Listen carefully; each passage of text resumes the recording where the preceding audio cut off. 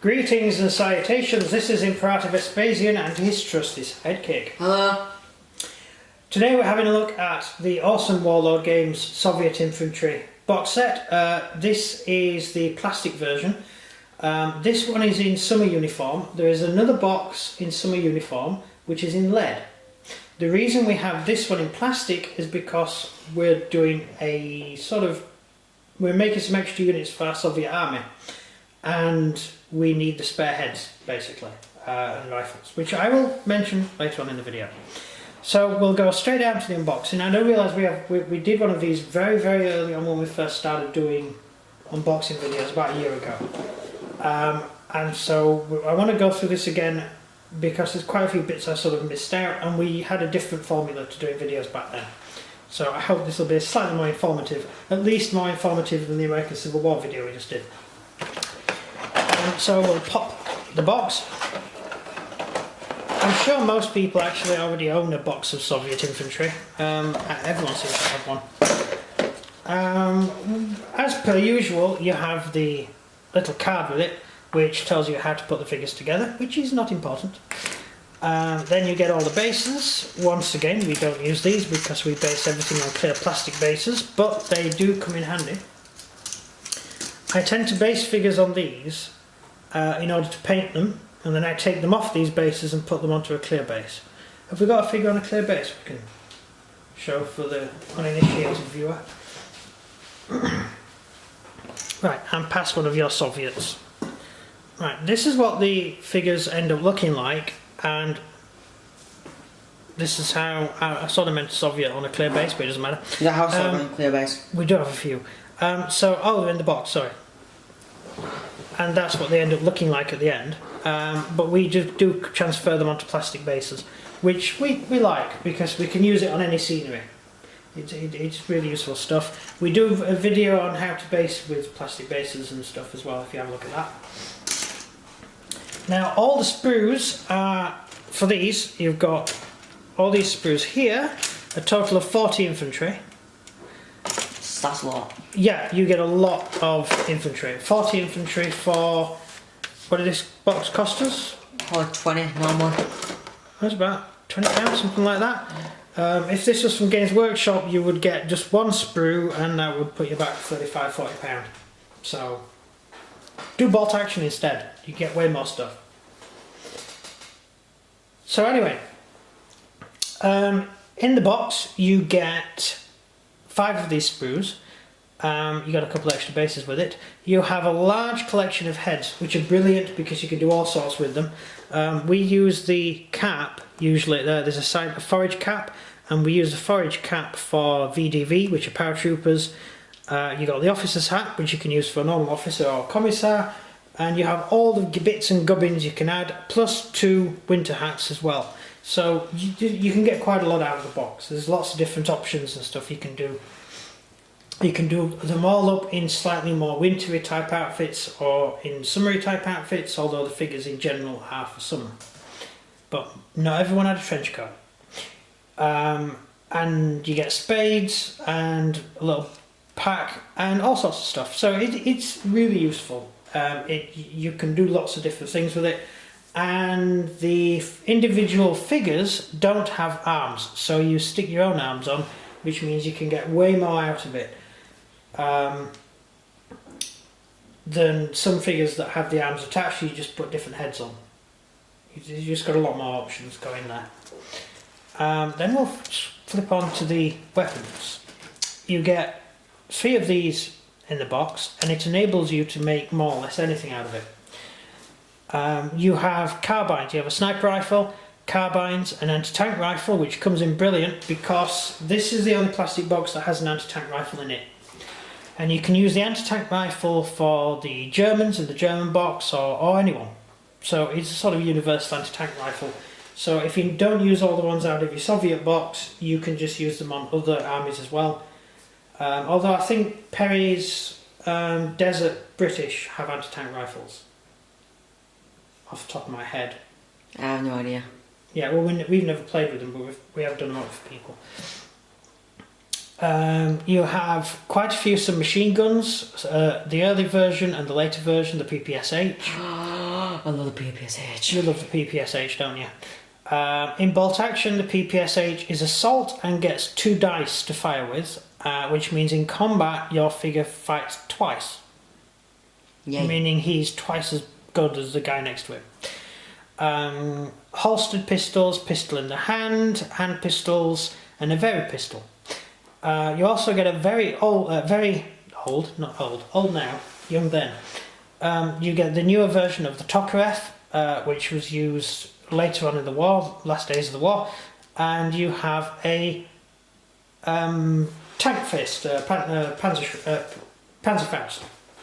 Panzerfaust were actually originally used. They were the RKW2 RPG. It was the RPG2, the Panzerfaust, and the Russians used quite a lot of them. But they're really synonymous with the Germans. But the Russians actually use them as well. But it tends to get missed out of films. We also have some pretty good rifles which you can pose in different ways. You've got the belts hanging down from the rifles, giving you a lot more options on what you can do. And that's got a grenade on the end. You can turn it into a rifle grenade. So that's that. Now, just mentioning why we have this box is we are doing Soviet cavalry. Like this. This is a mock-up I've just done out of spare bits I had knocking around. And we're going to make some Soviet cavalry out of the summer box, using all the spare arms and heads, to make up some cavalry out of American Civil War cavalry, and use the rest of the figures just to boost our Russian army, because you never have too few Russians, do you? Too many Russians. You always need Russians. Yeah, always. You need lots of Russians. Desperately. If you're going to play in bolt action and you've got 1 squad of Finns, you need at least 50 squads of Russians to make it realistic. Yeah. Yeah. Although in bolt action, I'm not really sure how the Finns would survive a battle with the Russians. I mean, really, you'd have to give them 4 dice. Yeah. To work with, so they get to move 4 times during the battle. Plus, you get invisible shape-shifting Finns as well, who use battle cloaks. And the Finns would also have to wear like BattleTech armor, or dress like a Spartan from Halo. That's the only way you could really have a realistic game, given how many Russians are fighting the Finns, and the Finns totally bet the Russians. But yeah, lovely figures. I like these figures. This is probably one of my favourite boxes to do, because we make a lot of Russians, obviously, because that's what we do. But we make a lot of stuff for our own games, and I just love Russians. I just think Russians are great. And the Eastern Front is a lot more fun to play than the Western Front. I don't like the Western Front, which is why we don't play Western Front games. And you get a lot more stuff you can do in games on the Western Front. Eastern Front, sorry. And as I said, we're making up the Russian cavalry. I will go do a video on this later when I've got around to doing it. But can you see on the camera? A little further down. Yeah. Yeah, so that's what the spares are going to be going for. The rifle on this is actually I'll show you how I did it. The rifle the cavalryman's wearing is that rifle there, which is just over his shoulder. The sword is the sword out of the American Civil War box. That's this box. But it can pass as a early World War II sword, and I've, just to make it a little bit more interesting, I've put the bread bag on the back of there. Russian soldiers carried 2 bread bags. Why? Historical history time. One for civilians, one for them. How did you know that? Because that's why else would they do it? Oh, you're a smart ass, aren't you? Well, yeah, it's me. Yeah, goes back to Rome. Marius, when he first raised the Marian That's where I got it legions. from.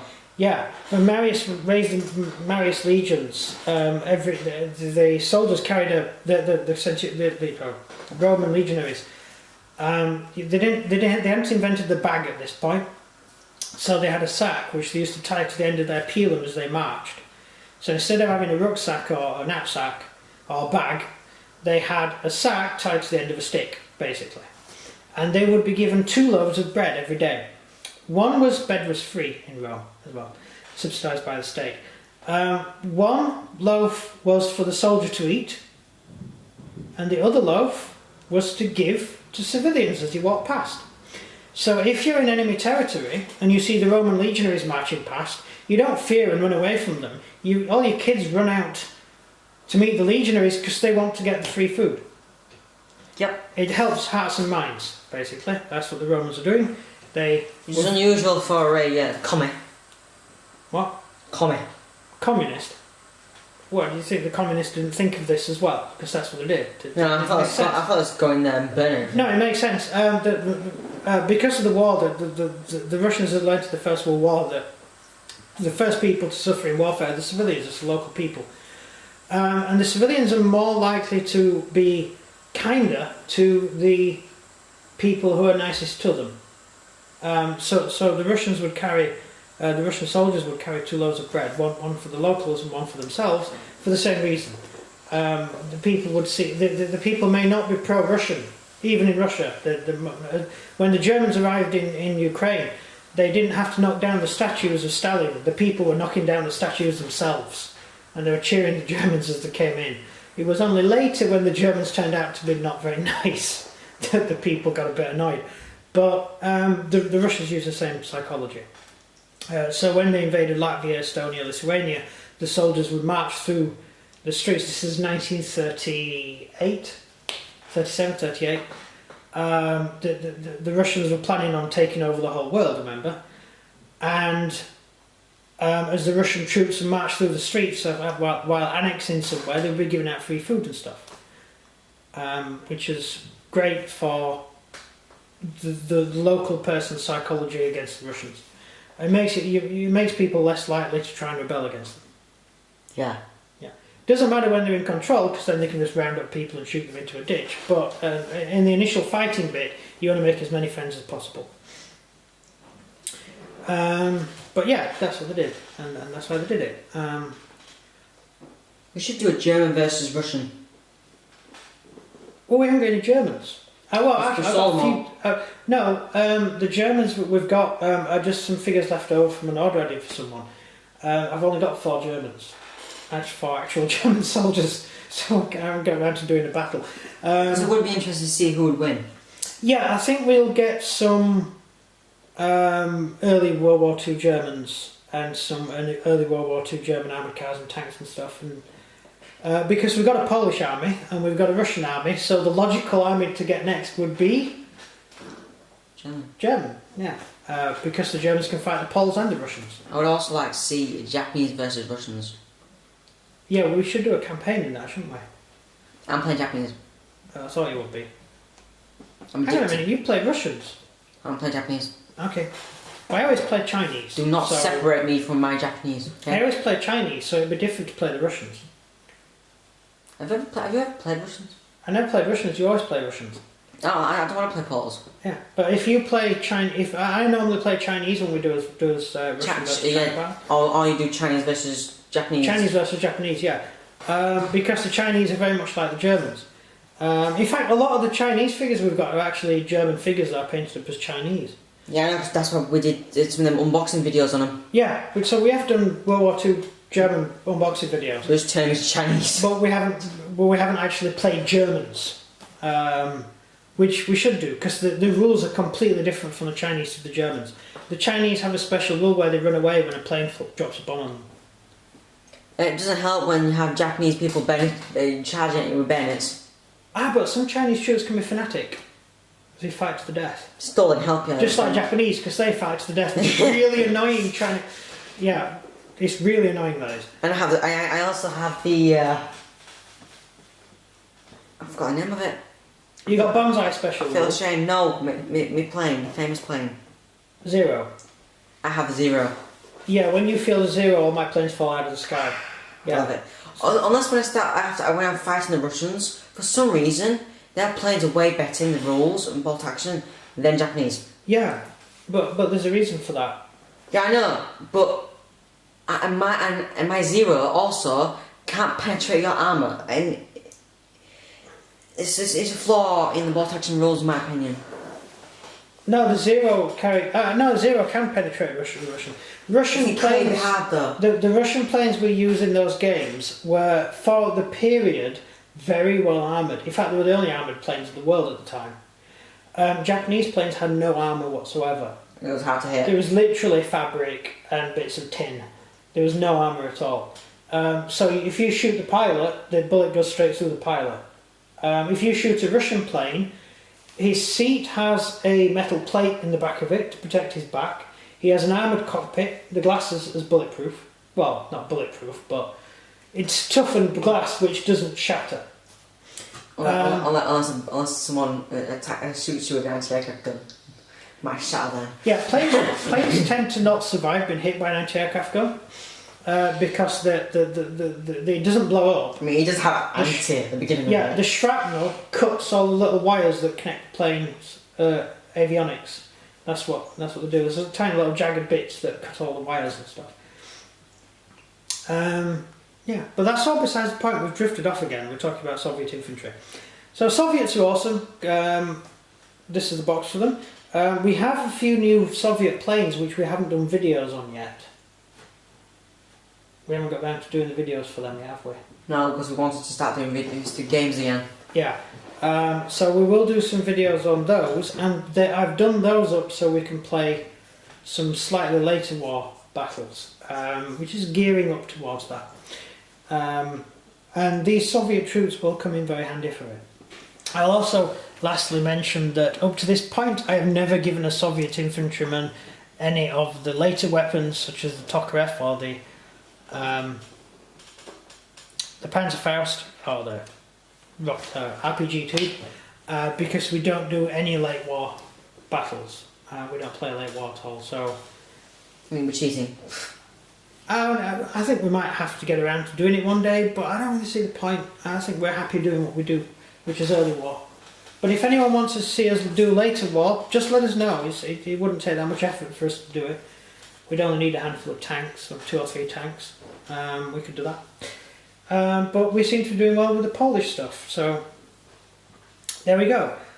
Look out for another video we do with some Germans in it. Yay! Yeah, we might get around to that.